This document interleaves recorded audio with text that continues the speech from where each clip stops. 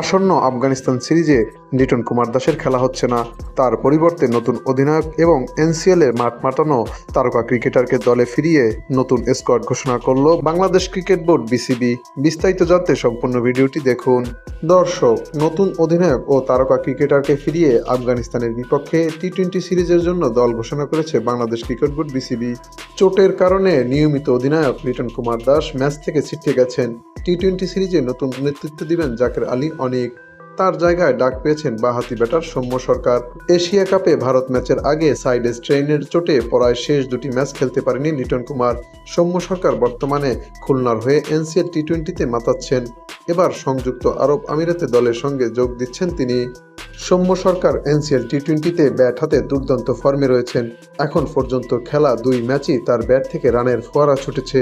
রাজশাহীর বিপক্ষে 6-4 এবং 4 ছক্কায় 34 বলে 63 এবং ঢাকা মেট্রোর বিপক্ষে 4-4 এবং 3 ছক্কায় 33 বলে 35 রানের ইনিংস খেলেছেন তিনি।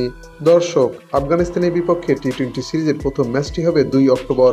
এরপর যথাক্রমে 3 এবং 5 অক্টোবর অনুষ্ঠিত হবে বাকি দুইটি ম্যাচ। পরবর্তীতে 8 অক্টোবরে মাঠে গড়াবে 3 ম্যাচের ওয়ানডে সিরিজের প্রথমটি। এরপর 11 এবং 14 অক্টোবর হবে বাকি দুটি ম্যাচ।